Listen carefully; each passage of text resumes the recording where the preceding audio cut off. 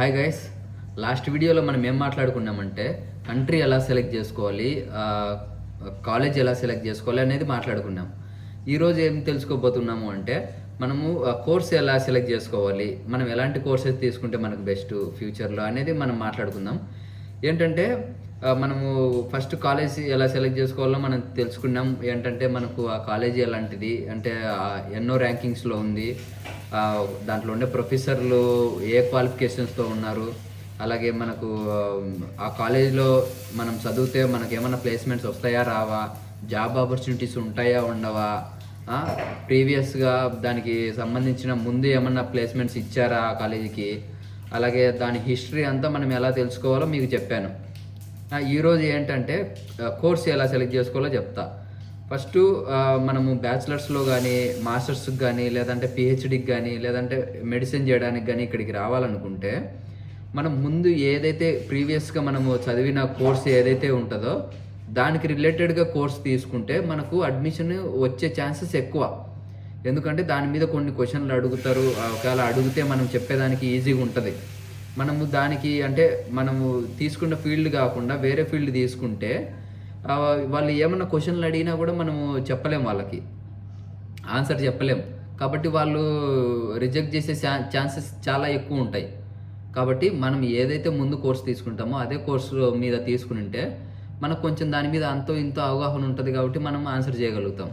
వాళ్ళకు కూడా వీడికి అంతో ఇంత నాలెడ్జ్ ఉంది, దీనిపైన మనము ఈ కోర్సు ఇచ్చేసినామంటే వాడు మంచిగా చదువుకుంటాడు అనేది వాళ్ళకు ఉంటుంది. అసలు నీకు ఏమీ తెలియకోకుండా ఏమీ ఉంటే వాళ్ళకు కూడా ఇంటర్వ్యూలో ఈజీగా రిజెక్ట్ చేసేస్తారు. వాళ్ళకు కూడా మనకు అడ్మిషన్ ఇచ్చేదానికి వాళ్ళకు కూడా ఇంట్రెస్ట్ ఉండదు, అలాగ ఉంటుంది. ఇప్పుడు కోర్సెస్ ఎలా తీసుకోవాలి అంటే ట్యూషన్ ఫీజు ఉంటాయి అన్నమాట. ట్యూషన్ ఫీజు ఇప్పుడు మనకు ఒక్కొక్క కాలేజీకి ఒక్కొక్క ట్యూషన్ ఫీజు ఉంటుంది, ఒక్కొక్క కోర్స్కి ఒక్కొక్క ట్యూషన్ ఫీజు ఉంటుంది అనమాట. ఇప్పుడు ఆ ట్యూషన్ ఫీజు మీరు ఇప్పుడు ఫర్ సపోజ్ ఇప్పుడు నేను కంప్యూటర్ సైన్స్ తీసుకున్నా అంటే నేను బీటెక్లో కూడా కంప్యూటర్ సైన్స్ స్టూడెంట్నే. ఇక్కడికి వచ్చిన తర్వాత కూడా మాస్టర్స్ నేను కంప్యూటర్ సైన్స్ తీసుకున్నా మాస్టర్స్లో కూడా. కాబట్టి నాకు 4,500 euros అయితే నాకు పర్ ఇయర్ అయితే ఖర్చు అవుతుంది అనమాట ట్యూషన్ ఫీజు. ఇక్కడ 4,500 అంటే ఇప్పుడు నేను దానికంటే కోర్సెస్ నా కాలేజీలో చాలా ఉన్నాయి తక్కువ, కానీ నేను ఆ కోర్సెస్ తీసుకోలే. ఎందుకంటే ఇప్పుడు నాకు 3,500లో కోర్సెస్ కానీ ఉన్నాయి, కానీ నేను ఎందుకు తీసుకోలేదు అంటే నాకు ఆల్రెడీ కొంచెం కంప్యూటర్ సైన్స్ మీద కొంచెం నాలెడ్జ్ ఉంది. కాబట్టి నేను మాస్టర్స్ కూడా ఈ కోర్స్ మీదనే చేస్తే నాకు ఇంకా కొంచెం నాలెడ్జ్ పెంచుకోవడానికి కానీ అలా నాకు ఉపయోగపడుతుంది. కాబట్టి నేను ఒక ₹1,00,000 2,00,000 ఎక్కువ ఉన్నా కూడా నాకు నచ్చిన కోర్సే, నాకు యూజ్ అయ్యే కోర్సే నేను తీసుకున్నా. మీరు కూడా అలానే సెలెక్ట్ చేసుకోవాలి. ఇప్పుడు నేను ఒకవేళ మీరు కంప్యూటర్ సైన్స్ స్టూడెంట్ అయితే బీటెక్లో మీరు ఎంఎస్ కూడా మీరు కంప్యూటర్ సైన్స్లోనే చేయాలి అనుకుంటే మీరు కోర్సు ఒక ₹1,00,000 అటు ఇటు అయినా తీసుకోండి. లేదు నేను ఎంబీఏకి వెళ్ళిపోతా, నేను బిజినెస్ దాని మీద నేను బిజినెస్ పెట్టాలనుకుంటున్నా ఎంబీఏకి అంటే మీరు ట్యూషన్ ఫీజును దృష్టిలో పెట్టుకొని మీరు కోర్సు తక్కువది అనుకోవద్దు. ఎప్పుడైనా మీకు కోర్సు రిలేటెడ్ అంటే ప్రీవియస్గా ఏమైతే తీసుకున్నారో అదే కోర్సు మీరు ఎంఎస్లో కానీ లేదంటే పిహెచ్డికి కానీ లేదంటే ఇంకోటి కానీ తీసుకోవాలి. మీరు ఫీజు గురించి ఆలోచించకూడదు. ఎందుకంటే మీరు 1 lakh 1.5 lakh కోసం మీరు చేసుకున్నారు అంటే రేపు ఫ్యూచర్లో మీకే ఇబ్బంది అవుతుంది అనమాట. ఈ లాట్వియాలో ఏమేం కాలేజీలు అంటే ప్రైవేట్ యూనివర్సిటీస్ ఏమేమి ఉన్నాయి, పబ్లిక్ యూనివర్సిటీస్ ఏమేమి ఉన్నాయి అనేది మీకు ఒక లిస్ట్ అయితే ఇస్తా. మీరు ఆ లిస్టు అంటే ఆ కాలేజీను తీసుకొని మీరు ఎవరిని ఏం అడక్కోకుండా అంటే మీరు ఏంటంటే ఇప్పుడు మీరు నన్ను అడిగారంటే నేనేం చెప్తా, ఓన్లీ కంప్యూటర్ సైన్స్ గురించి మీకు చెప్తా. అంటే ఈడ ఇలా జరుగుతుంది, ఈడ ఇలా జరుగుతుంది అనేది చెప్తా. ఇప్పుడు నేను ఒక కంటెంట్ క్రియేషన్ చేస్తున్నా కాబట్టి నేను అన్నీ తెలుసుకోవాలి. అంటే నేను పిహెచ్డి గురించి తెలుసుకోవాలి, బ్యాచిలర్స్ గురించి తెలుసుకోవాలి, మెడిసిన్ గురించి తెలుసుకోవాలి, మాస్టర్స్ గురించి తెలుసుకోవాలి, అన్నీ తెలుసుకొని మీకు చెప్పాలి. కాబట్టి నేను తెలుసుకునేది ఎలాగా వాళ్ళు వీళ్ళు చెప్పడము లేదా వెబ్సైట్లో చదవడము అది ఇది చేయడం, అలా ఇన్ఫర్మేషన్ గ్యాదర్ చేసుకొని అది వచ్చి మీకు చెప్తా. అంతేగాని నాకు కంప్యూటర్ సైన్స్ గురించి తెలిసినంత నాకు వేరే కోర్సెస్ గురించి నాకు తెలియదు. ఆ ఫీజు ఎంత ఉంటుంది అనేది మాత్రం చెప్పగలుగుతా, కానీ వేరేది తెలీదు. ఎవరైనా కూడా వాళ్ళకి తెలిసింది మాత్రమే మీకు ఎక్కువ చెప్తారు. తెలియంది తెలుసుకొని మరీ ఎవరు చెప్పరు. మీరే ప్రతిదీ రీసెర్చ్ చేసుకొని ఒక కంట్రీ నుంచి ఇంకో కంట్రీకి వస్తున్నారు కాబట్టి బాగా రీసెర్చ్ చేసుకొని తెలుసుకోవాలన్నమాట. పబ్లిక్ యూనివర్సిటీస్ ఏమేమి ఉన్నాయి, ప్రైవేట్ యూనివర్సిటీస్ ఏమేమి ఉన్నాయి అనేది మీకు ఒక లిస్ట్ అయితే చెప్తాను. మీరు యాజ్ ఇట్ ఈజ్గా ఆ నేమ్ అయితే మీకు ఇస్తాను. కొంచెం ప్రొనౌన్సియేషన్ అలా కొంచెం అటు ఇటు ఉంటుంది, మీరు దాన్ని కరెక్ట్ చేసుకోండి. నేనైతే స్పెల్లింగ్తో సహా మొత్తం కరెక్ట్గా పెడతాను స్క్రీన్ పైన. మీరు ఆ పేరు తీసుకెళ్ళి గూగుల్లో టైప్ చేయండి. టైప్ చేసిన తర్వాత వాళ్ళ అఫీషియల్ వెబ్సైట్ అనేది వస్తుంది. ఆ వెబ్సైట్ వచ్చిన తర్వాత మీరు దాంట్లో చూసుకోవచ్చు స్టూడెంట్ కెరియర్, దాంట్లో మొత్తం అంతా ఏమేమి కోర్సెస్ ఉంటాయి, ఎంత ఫీజు ఉంటుంది, కాలేజ్ డ్యూరేషన్ ఎంత, కాలేజ్ టైమింగ్స్ ఏమేమి ఉంటాయి, మొత్తం స్కెడ్యూల్ అంతా మొత్తం దాంట్లో ఉంటుంది. అంటే దానికి ముందు ఏమేమి ప్లేస్మెంట్స్ ఉంటాయి, మొత్తం దాని హిస్టరీ మొత్తం ఉంటాయి. మీరు అన్ని మొత్తం అంతా చూడండి. ఎందుకంటే మీకు ఏ కోర్సెస్ అయితే ఏ కాలేజీలో అయితే ఉంటుందో మీకు తెలుస్తుంది. అంటే పలానా దాంట్లో ఇది బెస్టా అనేది మీరు చూజ్ చేసుకోవచ్చు మీరే, వాళ్ళని వీళ్ళని అడక్కోకుండా.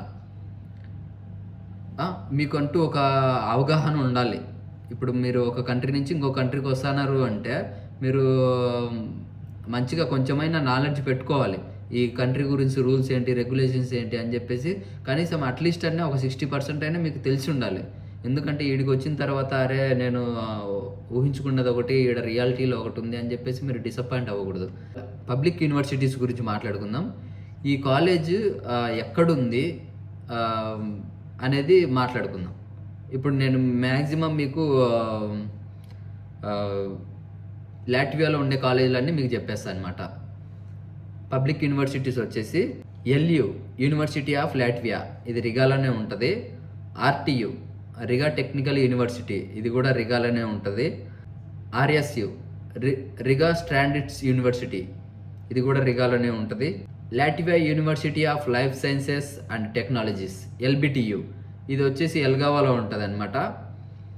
దగోవాపిల్స్ యూనివర్సిటీ, ఇది వచ్చేసి దగోవాపిల్స్లో ఉంటుంది. రిజెక్నే అకాడమీ ఆఫ్ టెక్నాలజీస్, ఇది వచ్చేసి రిజెక్నేలో ఉంటుంది. విడ్జేమి యూనివర్సిటీ ఆఫ్ అప్లైడ్ సైన్సెస్, ఇది వచ్చేసి వాల్మేరాలో ఉంటుంది. వెంటిబిల్స్ యూనివర్సిటీ ఆఫ్ అప్లైడ్ సైన్సెస్, ఇది వచ్చేసి వెంటిబిల్స్లో ఉంటుంది. లైఫాజా యూనివర్సిటీ, ఇది వచ్చేసి లైఫాజాలో ఉంటుంది. ఇవన్నీ వచ్చేసి పబ్లిక్ యూనివర్సిటీస్ అనమాట. ఇదంతా లాట్వియాలోనే ఉంటుంది. ఇదంతా రిగా సెంటర్లోనే, మ్యాక్సిమం రిగా సెంటర్లోనే ఉన్నాయి చాలా వరకు.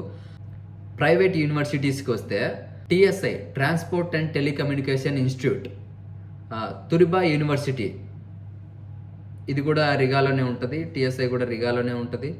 Stockholm school of economics in Riga, ఇది కూడా రిగాలోనే ఉంటుంది. Riga graduate school of law, ఇది కూడా రిగాలోనే ఉంటుంది.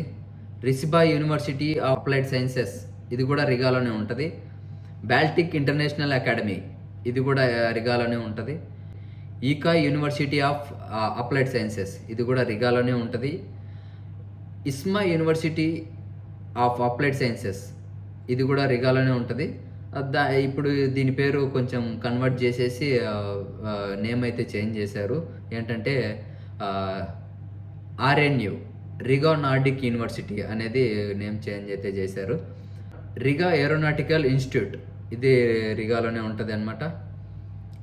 ఇలాగా మొత్తం దీంట్లలో మనకు బ్యాచిలర్ కోర్సెస్ ఉంటాయి, అలాగే మాస్టర్ కోర్సెస్ ఉంటాయి, అలాగే పిహెచ్డి, అలాగే మెడిసిన్, ఇలాంటివన్నీ ఉంటాయి అన్నమాట దీంట్లో. ఇది ప్రైవేట్ యూనివర్సిటీస్. మీకు స్పెసిఫిక్గా అంటే ఈ కాలేజ్లో ఈ కోర్సు ఫేమస్ అనేది కూడా మీకు చెప్తానమాట.